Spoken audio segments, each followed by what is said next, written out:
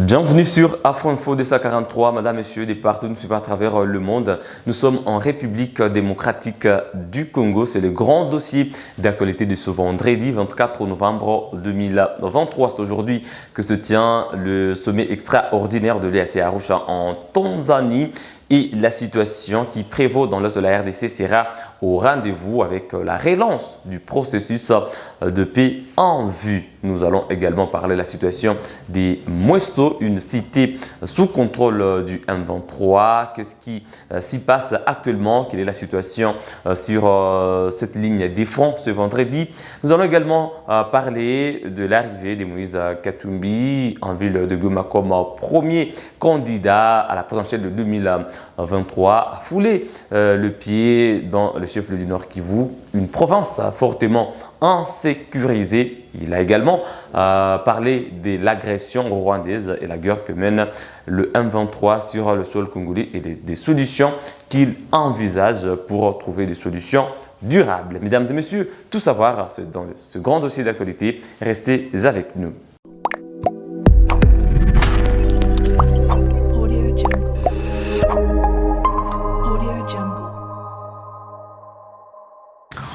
Encore une fois, bienvenue mesdames et messieurs, vous êtes aux États-Unis d'Amérique, vous êtes en France, en Allemagne, en Belgique, en Turquie, en Allemagne, en Angleterre. Vous êtes également sur le continent africain, en Afrique du Sud, en Angola, au Gabon, en Tanzanie, au Kenya. Vous êtes en RDC, sur l'ensemble du territoire congolais, vous êtes à Bunia, à Buta, à Isiro, à Lubumbashi, à Kinshasa, la capitale, vous êtes à Goma, chef du Nord Kivu. Bienvenue dans ce grand dossier d'actualité. Nous commençons à Mweso, nous sommes dans la cité des Bachali, un territoire de Massissi. Cette cité est toujours sous contrôle du 1-23, soutenu par le Rwanda, malgré les tentatives de jeunes patriotes volontaires pour la défense de la patrie, les Wazalendo. D'hier jeudi, ces jeunes ont tenté de mener des contre-offensives pour déloger le 1-23 des Mweso. Malheureusement, ça n'a pas tenu, mais ces affrontements ont causé des déplacements des populations de Kitiru vers Nyanzale. Ces populations ont fui bien évidemment des détonations d'armes lourdes et légères parce que les Wazalendo ont tenté en tout cas de déloger le M23 de cette entité. Malheureusement, le M23 s'était déjà installé sur des collines qui surplombent la cité des Mweso et il était difficile pour le Wazalendo de réussir cette mission aussi facilement. Mais ces jeunes n'abdiquent pas, ils sont toujours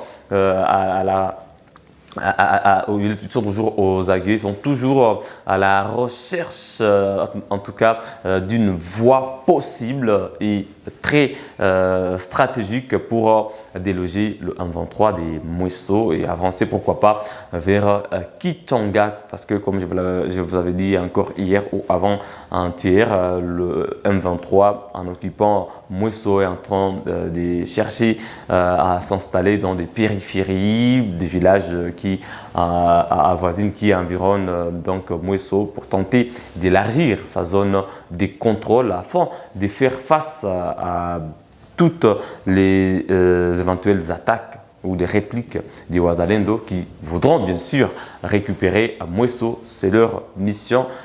Actuellement, ils s'y penchent conséquemment parce qu'ils savent que Mweso doit être sous contrôle des forces régaliennes. Des populations sont en train de fuir, Katiru vers Nyanzale parce que ça ne va pas à Mweso quand vous vivez sous la terreur du M23, de cette force spéciale de la mer rwandaise. On n'avait pas autre choix que de fuir, d'aller dans la forêt, dans des villages estimés sécurisés. Malheureusement, ce sont des zones où des organisations humanitaires ont du mal à apporter des aides humanitaires. Voilà pourquoi cette situation devait trouver des désescalades pour qu'il y ait une voie, une fenêtre humanitaire qui soit ouverte afin que ces populations puissent en tout cas trouver des aides humanitaires. Parce que quand vous fuyez vos milieux respectifs, quand vous fuyez vos villages, quand vous fuyez votre cité où il y a toute votre vie, où il y a toutes vos ressources pour vivre, vous devenez directement vulnérable, toute la situation de vulnérabilité, et c'est très compliqué pour ces populations de cette partie de la province du Nord Kivu. Sinon, sur d'autres axes, il n'y a pas de combats signalés ce vendredi sur l'axe Sake, Kilolirwe jusqu'à Kichanga. Jusqu'à présent, il n'y a pas d'affrontement signalé parce que les combats sont concentrés sur l'axe Mweso. Depuis la reprise de cette cité par le M23, les Wazalendo tentent d'y déloger le M23 et dans les heures qui suivent ou les jours qui vont suivre, nous allons vous donner les situations prochaines. Oui, ce sont des heures d'ailleurs parce que les combats n'ont pas cessé. Il peut y avoir un peu d'accalmie, mais les Wazalendo ne lâchent pas. Ils tiennent toujours Moroticus à récupérer les entités aujourd'hui contrôlées par le M23. Pendant ce temps, mesdames et messieurs, à Arusha en Tanzanie se tient le sommet extraordinaire de l'EAC qui est l'Eastern African Community, à laquelle fait partie la RDC, le Rwanda, l'Ouganda, le Burundi, la Tanzanie, le Kenya et le Soudan du Sud. Parmi ces pays, au moins 4 ont déployé leurs troupes dans le cadre de la force de l'EAC. Il s'agit du Kenya, du Burundi, de l'Ouganda et du Soudan du Sud. La Tanzanie n'avait pas envoyé des troupes sur le sol congolais. Le Rwanda non plus, mais il y a quand même des officiers congolais qui font partie de la force régionale de l'EAC. Jusqu'à présent, le résultat de cette force régionale ne sont pas escomptés selon le peuple congolais qui accuse la force régionale de l'EAC de complicité avec le M23. D'ici au 8 décembre 2023, le mandat de cette force devrait expirer. Qu'est-ce que nous attendons de ces sommets? Est-ce le renouvellement du mandat, la réqualification de ce mandat ou la clarification bien sûr du mandat de la force de l'EAC? Nous savons bien sûr la position du gouvernement congolais, c'est de s'aligner derrière la volonté du peuple, que cette force-là puisse plier bagage. Mais est-ce que sur le plan opérationnel, les FARDC disposent d'une force dissuasive pour vouloir mener des combats contre le M23 sans interventions d'une force régionale? C'est la question qu'on se pose aujourd'hui si on sait que l'armée a respecté depuis mars la trêve telle que voulue par le chef d'État de l'EAC, mais du côté M23, ce n'était pas le cas. Est-ce qu'aujourd'hui, quand on va relancer le processus de paix, le M23 va maintenant se rétracter, va maintenant respecter les accords? Est-ce que cela va ouvrir encore une voie à des dialogues, à des pourparlers? Nous attendons en tout cas les communiqués finaux de ces travaux, parce qu'il y avait déjà des travaux préparatoires hier. Aujourd'hui, c'est le sommet proprement dit qui commence et nous attendons les résultats.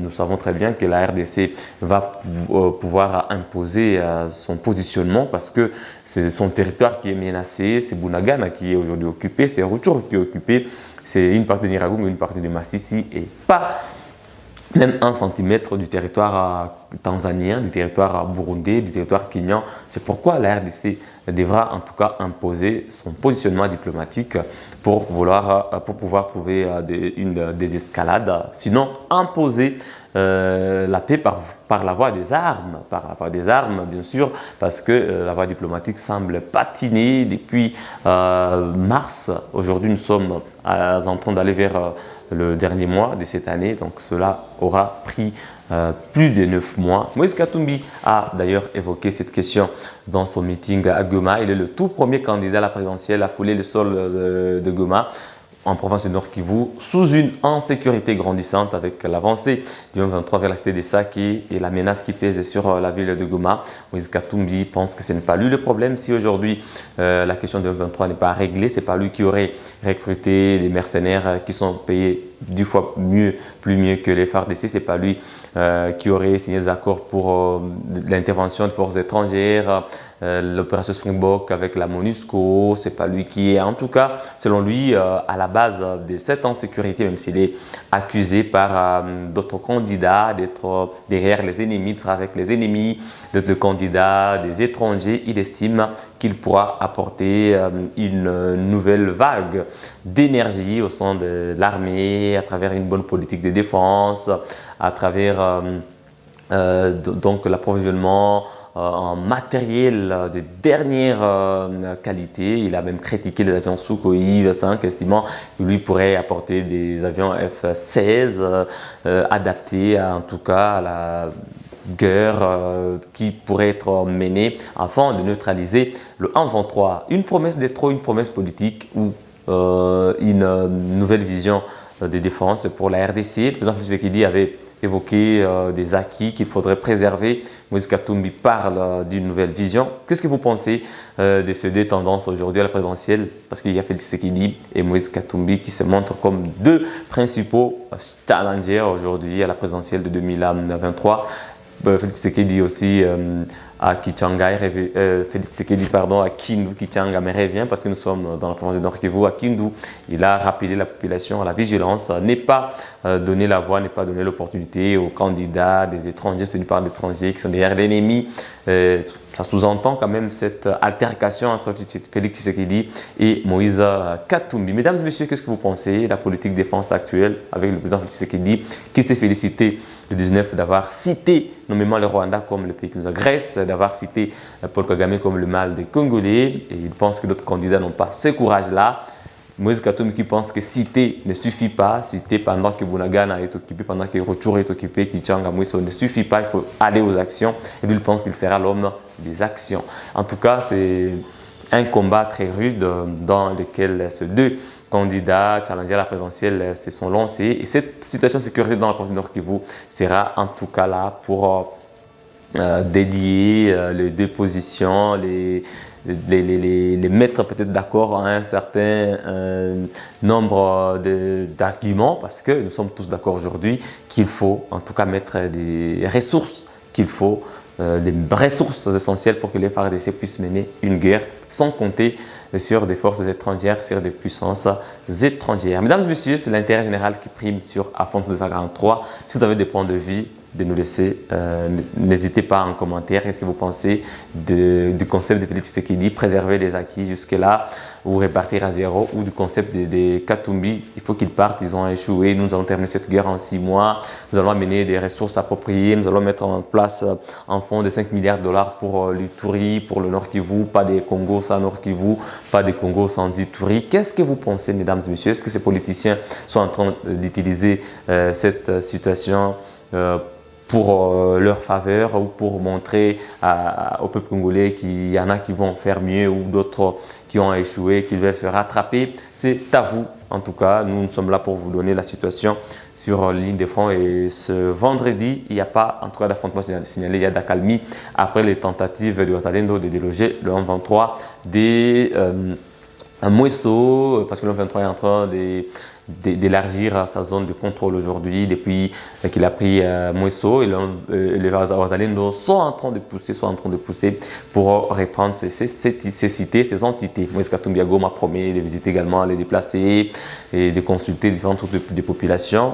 Il faut dire que ce qui n'est pas encore arrivé aussi à Goma, il viendra aussi avec son argument de campagne, avec ses offres politiques, une nouvelle vision de défense de sécurité peut-être pour le prochain mandat, s'il arrive à l'obtenir du peuple congolais. Donc à Goma, Moïse Katumbi a parlé de 23, il a cité aussi le Rwanda cette fois, parce qu'il y en a qui pensent que voilà, il faut citer toujours, il faut citer. Nous attendons beaucoup plus que cela, mais la grande demande du peuple congolais, c'est le retour, le rétablissement de la paix, c'est de voir le 23 bouté hors d'état de nuire, chassé du territoire national congolais. Mesdames et messieurs, c'est par là que nous mettons un terme à ce grand dossier sur Afro Info 243. Merci de l'avoir suivi du début à la fin. N'oubliez pas de nous laisser un j'aime. N'écoutez pas la vidéo sans nous laisser un j'aime. Cela va nous encourager. Abonnez-vous à Afro Info 243 pour ne rien manquer de nos prochaines productions. Il suffit de cliquer sur s'abonner, activer la cloche de notification, cliquez sur toutes